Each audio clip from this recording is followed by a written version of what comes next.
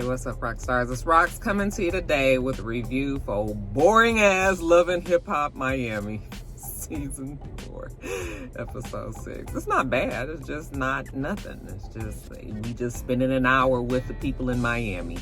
Anyway, you guys, the review. Let's get to it, shall we? All right, you guys, let's start with Trina. She's late again.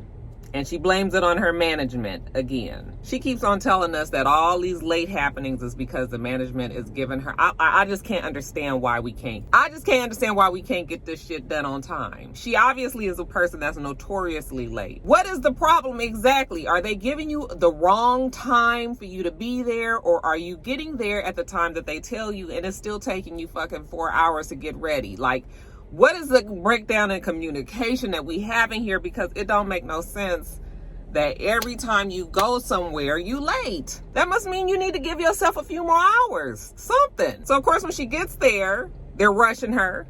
And she's one of those people that just cannot be rushed. It takes some time to get all of this that is Trina. Yeah, it's a lot. I mean, I'm imagining anybody that has to manage Trina has to deal with a lot. We see the manager sit down with one of the managers, because there's two of them.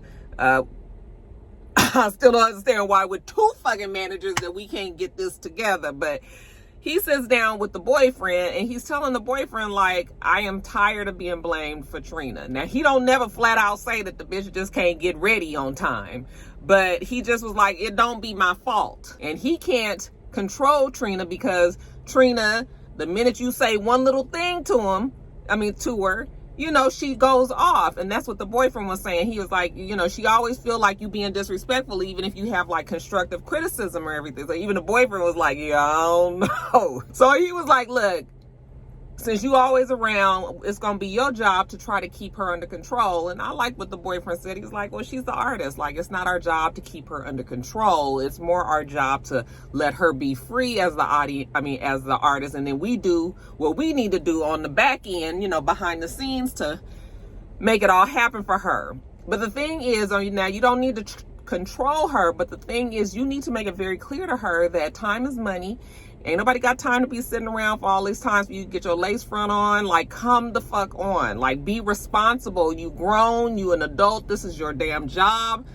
You trying to promote yourself or whatever you doing, and you want everybody to say, oh God, Trina, she's the worst to work with because she ain't never on fucking time and she don't care about anybody else's time either. So the boyfriend does seem pretty level-headed. I mean, I guess he would have to be he's the type that would have to be with a Trina. So she has another shoot. She's 3 fucking hours late. The photographer has to catch a plane, okay? So he's waiting on her, and she in there doing whatever the hell she doing with her team, all right? So the photographer's like, come on, I gotta go. I got a flight to catch. And she finally comes out there, and then while she's taking the picture, the sun is slipping away. You know, he's trying to take 1, 2, 3 pictures or whatever, and he's like, I gotta go. And she's like, oh, no, you can't go. You know, we gonna arrange for you to have a change of flight. And he was like, no, we're not changing no flights. Like really?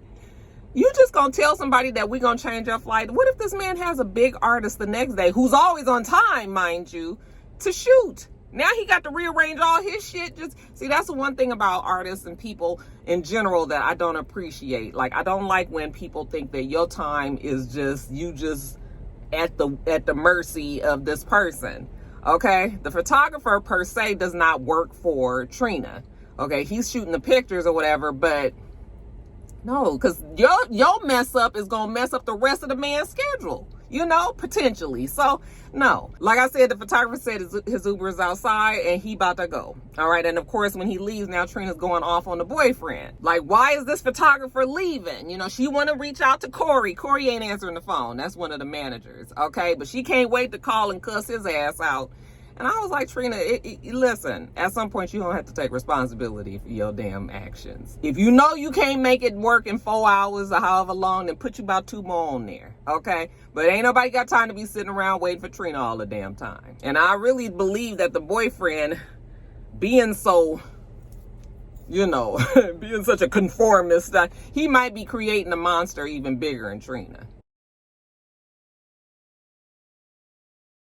Jumping over to Florence, she started talking in Spanish, and I was like, listen, if we about to be doing this, I am not watching this shit. Okay, she only did it for a few minutes and then she stopped that. I was like, because I'm not fixing to be reading no more all of these damn subtitles. But she finally starts talking English. The grand opening is today. She has it all set up. Okay, still ain't got too much patience for Gael, ain't got no patience for her husband. Gael does end up showing up with the mama. Gael says that she feels bad the way that she handled herself. So she's there to support her sister. Now she sit down with the mama, and then please tell me who, now maybe it is some people out there that's gonna have this conversation. I know I wasn't having this conversation with Ruby. So she tells the mama about Marlon being a cheater and everything. And you can tell by looking at the mama's face, the mama don't like hearing stuff like this. Mama old school, mama traditional. Mama don't want to hear this about her son-in-law. And she don't even think that that's a reason to be breaking up, because back in the day, you know, when women found out that their man was cheating, you know, they still stayed. And you know, of course, Gael is like, well, we don't have to stay anymore. Today, the ladies don't care about appearances. Why are we talking to Gael about this? Oh my God.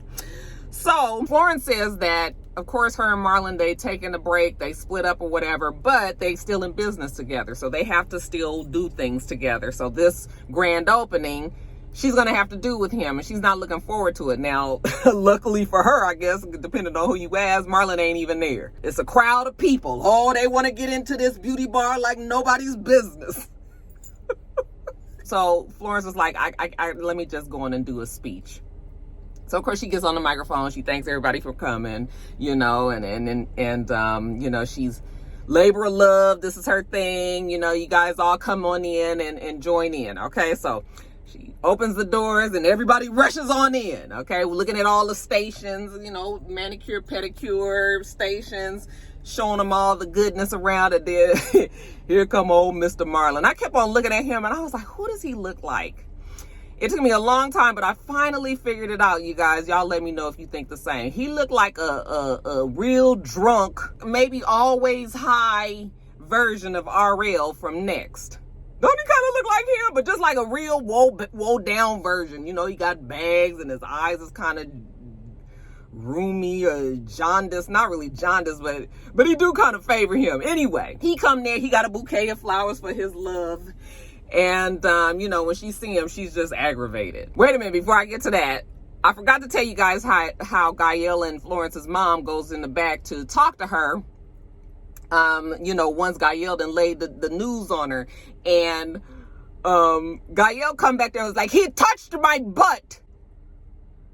Girl, I mean, do mama need to know all this? Now, the mama already trying to tell Florence, like, are you sure you want to break up with him? You know, she trying to get her to see the other side. I said, why y'all putting your mama through this stress? Mama think this real. We all know this some bullshit.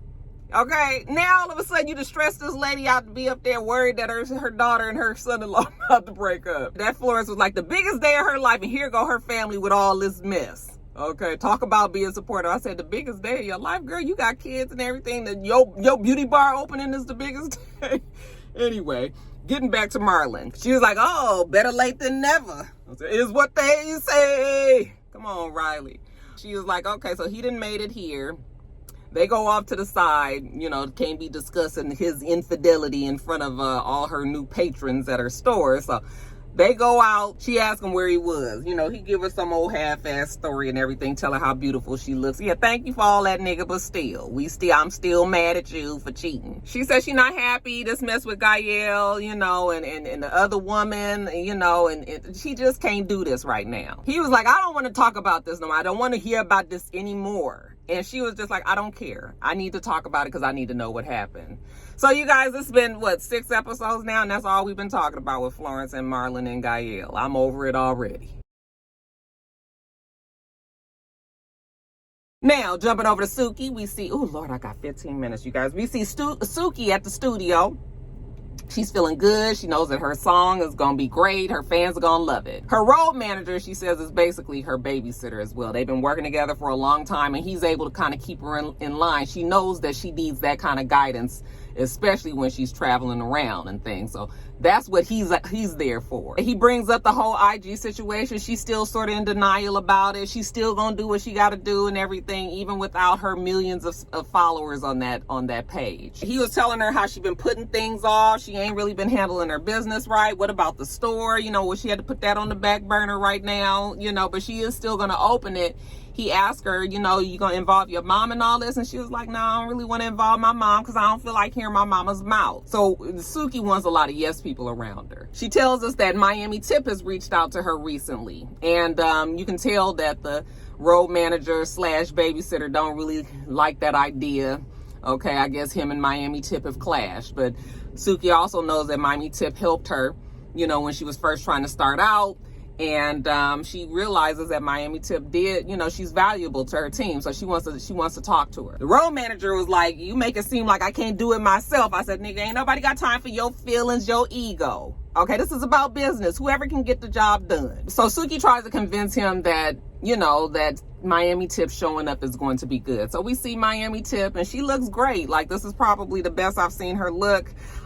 She said she's been very busy. Bobby had reached out to her to tell her about what was going on with Suki. So that was the reason why she actually reached back out to Suki. But anyway, she's sitting down talking to Bobby, and, you know, he shows her his doll that he's got. The doll was actually cute. I don't know who's buying it, but okay. Look, I wasn't mad. Sell your shit, Bobby. Now, Miami Tip told us that, you know, things got rough and tough, and, you know, she had to go back to being a stripper. Is that what she said? I was like, girl, got that? I mean, I guess strippers make a lot of money, especially you have a name like, you know, if you have a knowing or following like Miami Tip. I thought she was a bartender, though. Didn't she tell us that? She brings up the OnlyFans antics that Suki had. That's the reason why she got in trouble. That's the reason why her IG is gone. Like, Suki is out of control.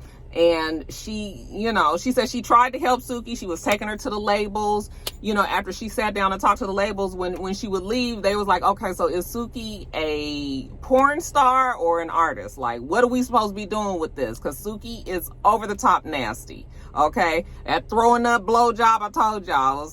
Okay, So Tip is just having an issue with trying to get Suki to understand that you are bigger than an IG star now. Like, you was in Nicki Minaj. I mean, not Nicki Minaj, child. That's a sin, right? You was in Cardi B and Meg Thee Stallion's video, and you know we got some good buzz out there for you. You can't fuck it up by doing shit like that on OnlyFans. Like, you need to see the bigger picture. And Tip knows that she brings a lot to the table, so she just needs Suki to understand and listen. Later on, we see Suki having a photo shoot. You know, she wanted to have a big cat in her photo shoot that was coming up, so we got the tiger there. Right when Tip was getting there, she realizes that the people that have, you know, the handlers of this tiger is not really handling the tiger, you know, and it looked like the tiger at one point was going to try to jump on Suki, and she was just like, now who is running this? Now where do y'all get these niggas that just had a cat in their backyard, you know, that they smuggled in, and now you guys have it here? Like, this is not safe. She should not be here with that mess. When she finally,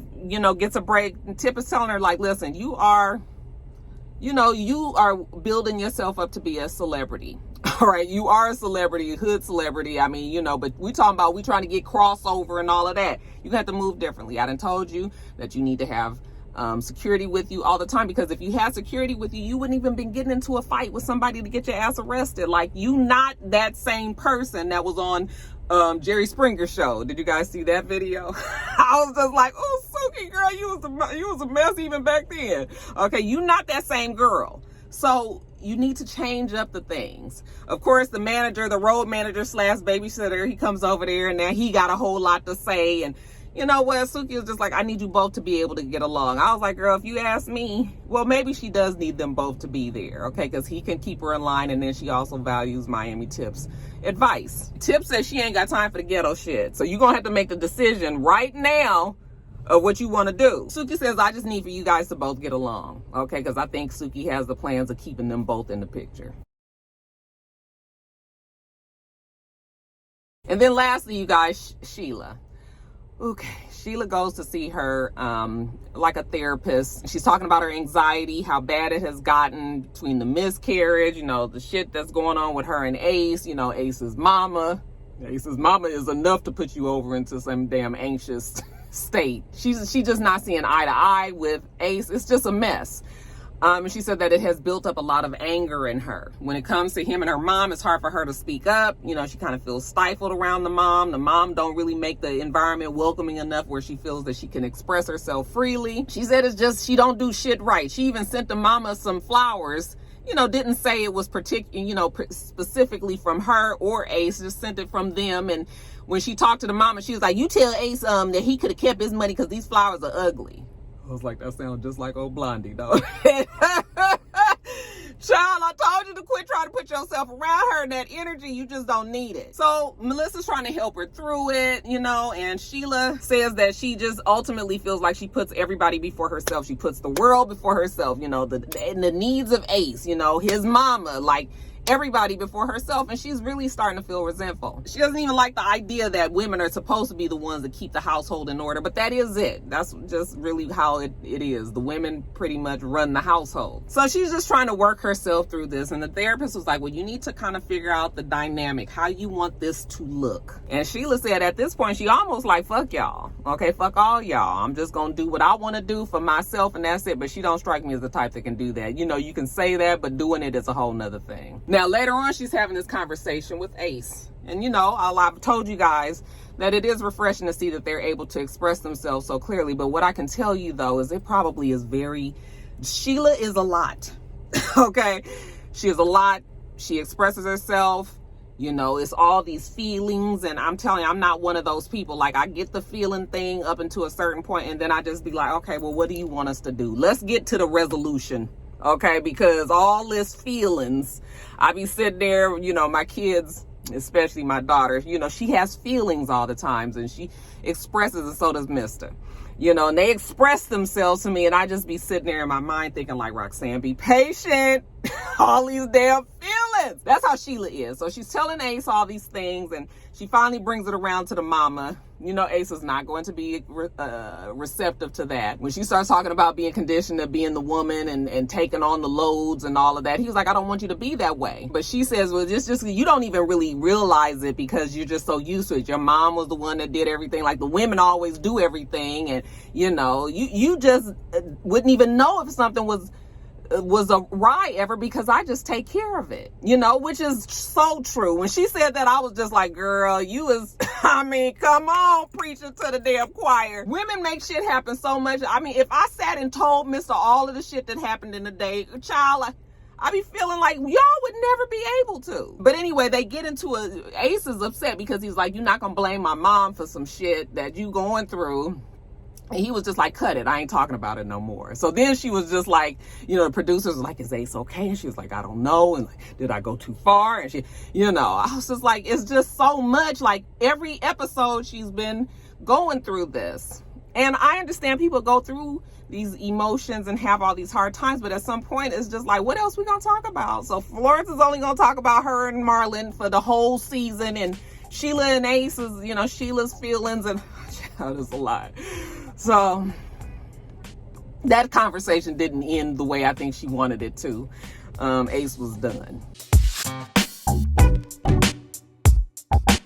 All right, you guys, let me get off of here. I got 3 minutes. I got to be back on my Zoom. Okay, you guys, make sure you rate, comment, and subscribe to the channel. I'm itsrox. The channel is itsrox. Everything else I do will be in the bottom bar. All right. So I hope you have a wonderful, wonderful rest of your day, and I plan on doing the same. Till next time, rock stars. Bye.